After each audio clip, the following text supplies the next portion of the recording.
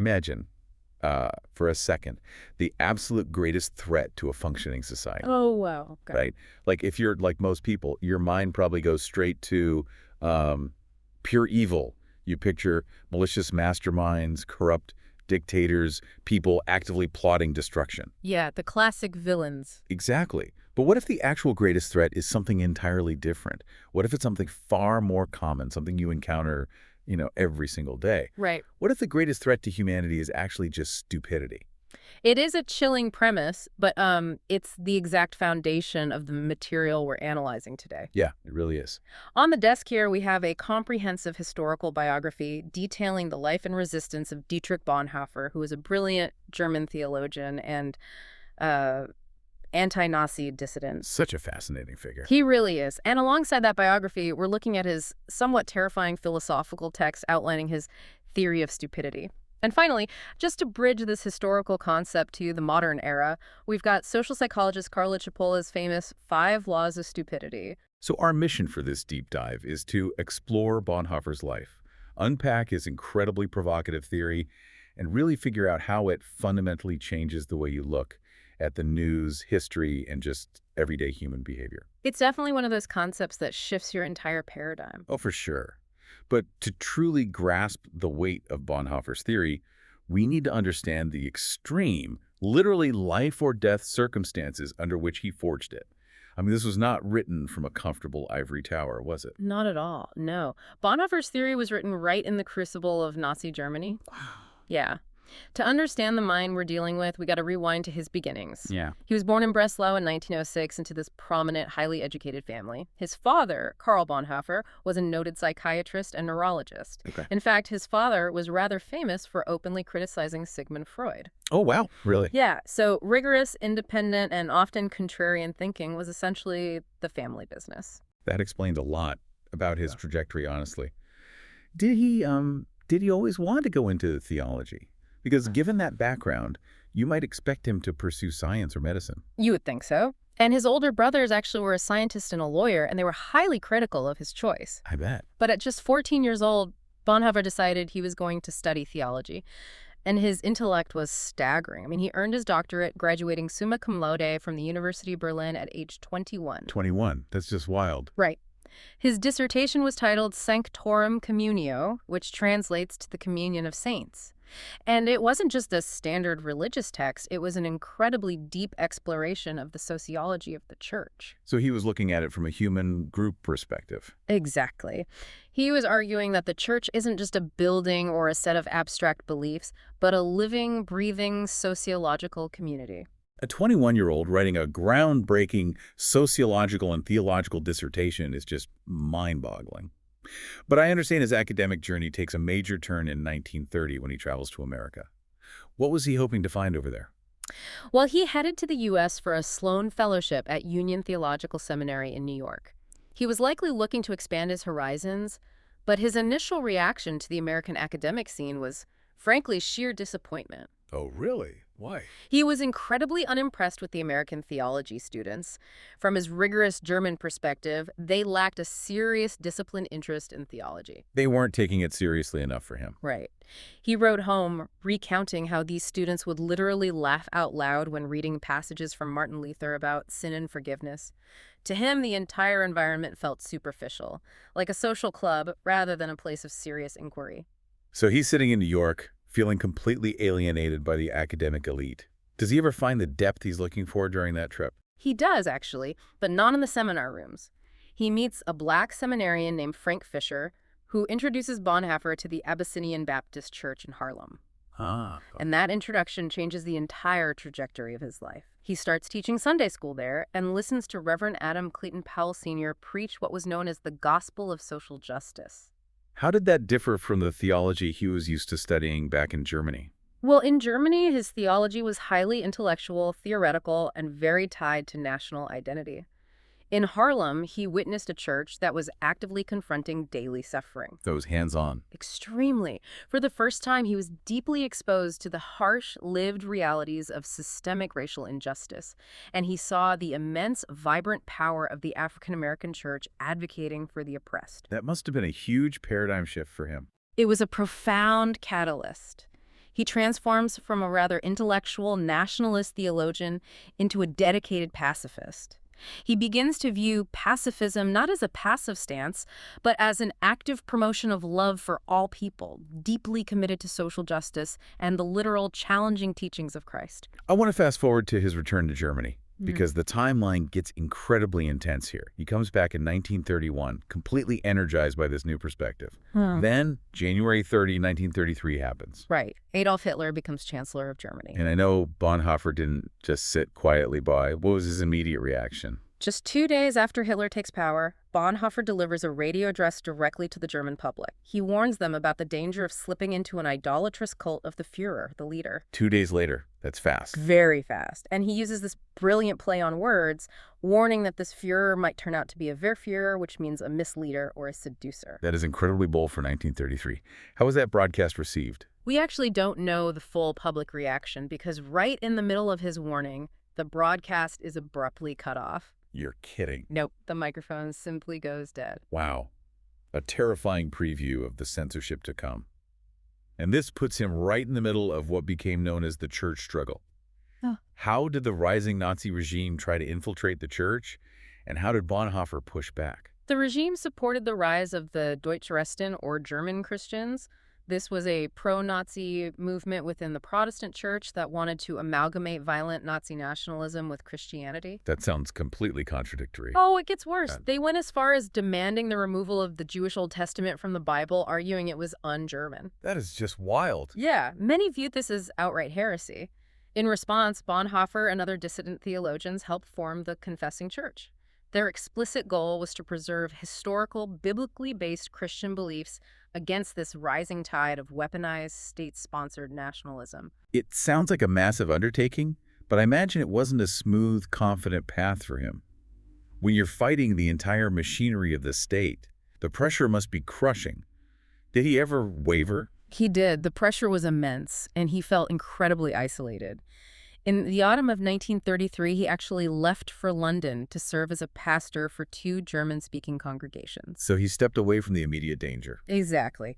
He wrote to his mentor, the famous theologian Karl Barth, explaining that he needed to go into the desert for a while because he couldn't find support for his views at home. How did his mentor respond to him seeking refuge in London? With a fiery, uncompromising rebuke. Barth accused Bonhoeffer of running away. He essentially asked him what would happen to the German church if its best minds fled. He told him, "Your house is on fire and you're abandoning your post." Ouch. That has to sting. Definitely. But it seems to have worked, because he doesn't stay in London forever. When he goes back to Germany, what does he do? He returns to a much more dangerous environment. The Nazi suppression of the Confessing Church is intensifying, so Bonhoeffer takes on the leadership of an illegal underground seminary in a town called Finkenwald. An underground seminary. Yes. And it's here, training pastors in absolute secret, that he writes his theological masterpiece, The Cost of Discipleship.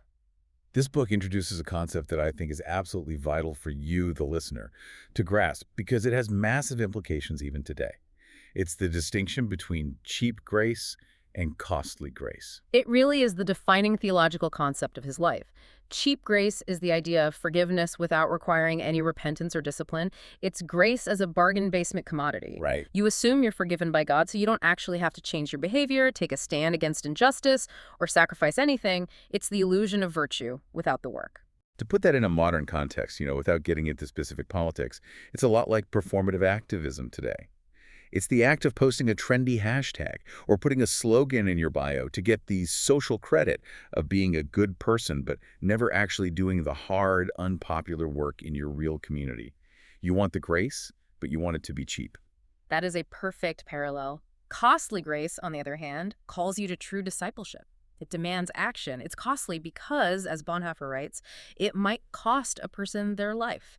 And for him, sitting in an illegal seminary hunted by the Gestapo, that was not a metaphor.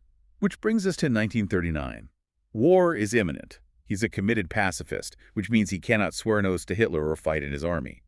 Doing so would violate his core beliefs, but refusing would be a capital offense. I understand his friends actually orchestrated an escape for him. They did. They were terrified for his life and arranged for him to travel back to the United States for safety. He arrives in New York, completely removed from the coming storm. Safe at last. But the safety actually torments him. After just 2 weeks in America, consumed by inner turmoil, he writes a profound letter to his friend Reinhold Niebuhr. He realizes he has made a terrible mistake. He writes that he'll have no right to participate in the reconstruction of Christian life in Germany after the war if he doesn't share in the trials of his people now. Yes. He realizes you cannot make difficult moral choices from a place of absolute safety. You have to bear the cost. So he gets on one of the last ships back to Germany. But once he's back, how does a pacifist pastor actively fight the regime? Through a highly calculated, incredibly dangerous move. His brother-in-law, Hans von Donange, was already working inside the Abwehr, the German military intelligence service, and was secretly a major figure in the German resistance. Okay, wow. He brings Bonhoeffer into military intelligence as a double agent. Wait, the pacifist theologian becomes a spy for the military. How do they even justify his presence there to the Nazi command? The cover story was that Bonhoeffer's extensive ecumenical contacts abroad, meaning his deep relationships with international church networks across Europe, would be incredibly useful for gathering intelligence for the state. Clever. Very. But in reality, he was using those exact networks to help German Jews escape across the border to Switzerland. He was also serving as a courier, secretly trying to negotiate peace terms with the Western Allies on behalf of the German resistance. That is a staggering double life. And it brings us to the absolute core of our discussion today. Yeah. It's 1943. He's been watching the regime for 10 years. He's surrounded by a catastrophic war, mass complicity, and unimaginable atrocities. He sits down and writes a circular letter to 3 friends and co-conspirators. The essay is called After 10 Years. Right. And it outlines his theory of stupidity. Why focus on stupidity when you're literally surrounded by murderous evil? Because he realized that malice has limits, but stupidity does not. Bonhoeffer lays out his central thesis. Stupidity is a more dangerous enemy of the good than malice. That's such a striking claim. It is. He argues that we can protest against evil, we can expose it, and if necessary, prevent it by force. Evil always leaves behind a sense of unease in human beings. It relies on a certain level of self-interest that can be reasoned with or threatened. Right. But against stupidity, we are completely defenseless. The way he describes the stupid person is haunting. When you argue with a malicious person, they know what they're doing. But a stupid person is utterly self-satisfied. Bonhoeffer points out that neither protests nor force accomplish anything. When facts contradict their prejudgments, they simply push those facts aside as inconsequential or fake. Exactly. And if you push them too hard with logic, they become irritated and go on the attack. And here is the most crucial distinction he makes, and one that is vital to understand. Bonhoeffer argues that stupidity is not a psychological or intellectual defect. It is a sociological one. Can you break that down? How can someone be intellectually brilliant but practically stupid? He observed that you can have people who possess remarkably agile minds, who are highly educated, yet who are entirely stupid in this specific sense. Conversely, you can have people who are intellectually quite dull, who maybe never went to college, but who possess deep wisdom and are anything but stupid. Interesting. Stupidity, in Bonhoeffer's framework, happens when there is a strong upsurge of power in the public sphere, whether that power is political, religious, or cultural. So the rising power is what causes the stupidity. Yes. This rising power literally infects a large part of humankind. It's like a sociological law. The power of the one needs the stupidity of the other. It's not that people suddenly lose their brain capacity. It's that under the overwhelming impact of this rising power, they're deprived of their inner independence. They just surrender it. Exactly. They consciously or unconsciously give up their autonomous position to align with the dominant force. It's like arguing with an algorithm. Bonhoeffer observes that when you speak to a person in this state, you feel like you aren't dealing with a human being anymore. You're dealing with slogans, catchwords, and talking points that have literally taken possession of them. The individual is under a spell. Having become a mindless tool, this person is now capable of any evil and simultaneously completely incapable of seeing that it is evil. And because they have surrendered that inner independence, Bonhoeffer reaches a very stark conclusion. You cannot educate or persuade a stupid person out of this state. Facts don't work. Logic doesn't work. Pointing out their hypocrisy does not work. If education doesn't work, what is the cure? The only cure is an act of liberation. And he notes something very difficult to swallow. Genuine internal liberation usually only becomes possible when external liberation has preceded it. Until the physical or societal spell of that power structure is broken from the outside, attempts to convince the individual with reason are completely in vain. I want to pause on that because you might be thinking this is just a phenomenon of 1940s Germany. But it's not. Let's bring in Carlo Cipolla, a social psychologist who wrote decades later in the 1970s. He developed what he called the 5 laws of stupidity. How does Cipolla's framework map onto Bonhoeffer's theory? Cipolla analyzed this not from a theological standpoint, but from a perspective of social systems and human behavior. He created a matrix to categorize human behavior into 4 quadrants based on who gains and who loses from an action. Okay, let's walk through those quadrants. The first quadrant is the intelligent person. They take actions where both they and the other person gain. The second is the helpless person.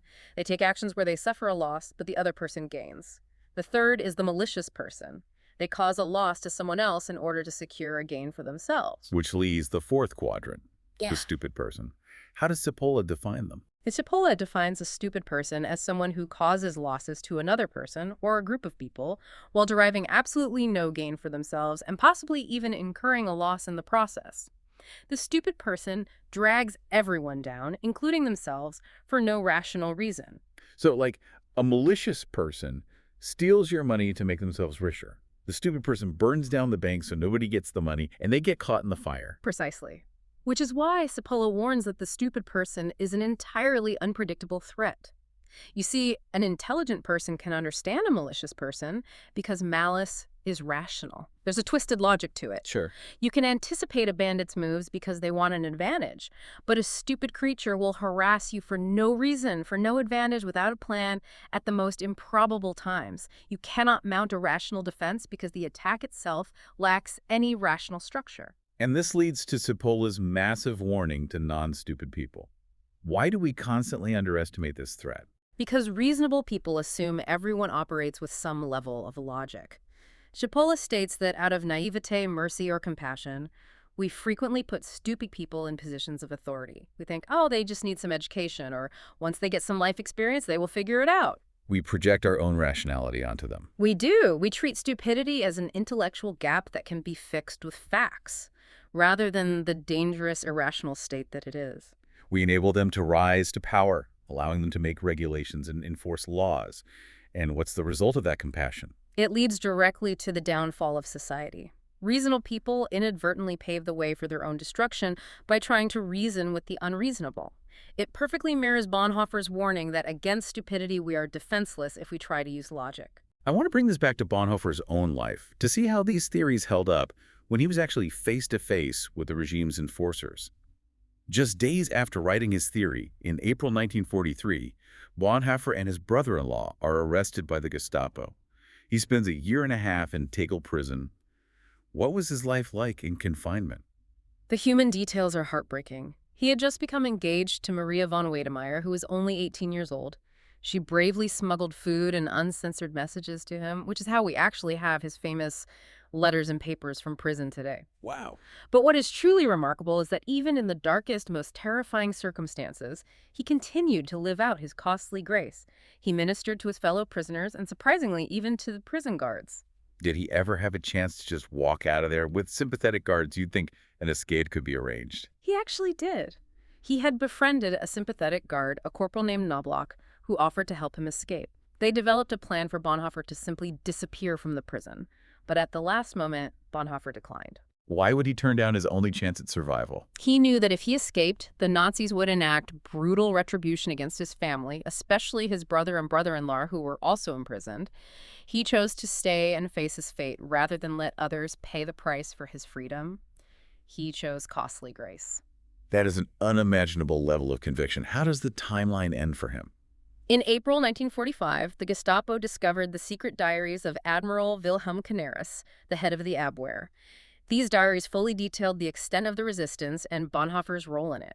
Upon reading them, Hitler went into a rage and ordered all the conspirators to be executed immediately. Oh, no. On April 9, 1945, literally just weeks before the end of World War II and the total collapse of the Nazi regime, Dietrich Bonhoeffer was stripped naked and hanged at the Flossenburg concentration camp. He was 39 years old. Just weeks before liberation. Did he leave any final message before the execution? His final recorded words were spoken to an English fellow prisoner, meant to be passed on to a bishop in Britain. He said, "This is the end, but for me, it is the beginning of life." Yeah, When you synthesize all of this material, Bonhoeffer's life, his profound theology, and his tragic death perfectly illustrate the ultimate danger of mass societal stupidity. When citizens surrender their inner independence to the slogans and catchwords of a strongman, they become mindless tools capable of any evil. And the historical reality is that the cost of that societal infection is always borne by the few who hold on to their moral compass, those who refuse to take the path of cheap grace. So what does this all mean for you today? It's a call to deeply reflect on your own information diet and your own daily conversations. Are you fiercely guarding your inner independence? Or, if you're being really honest with yourself, are you sometimes just repeating the catchwords and slogans of whatever power structure, political tribe, or cultural movement you happen to agree with? Because according to Bonhoeffer, the moment you stop thinking autonomously, you start feeding the greatest threat to a functioning society. And that leaves us with a lingering, almost paradoxical question drawn directly from Bonhoeffer's own writings. He stated clearly that instruction and facts are completely useless against stupidity. Only an act of liberation can cure it. And he noted that true internal liberation usually requires external liberation first. The spell of power must be broken from the outside. Right. But here is the paradox to mull over. If the vast majority of a society has freely surrendered their inner independence and has fallen entirely under the spell of political slogans, how exactly do you externally liberate a society that actively cheers for its own captors? That is a deeply unsettling thought to leave you with. Thanks for taking this deep dive with us. Keep questioning, guard your independence, and we'll catch you next time.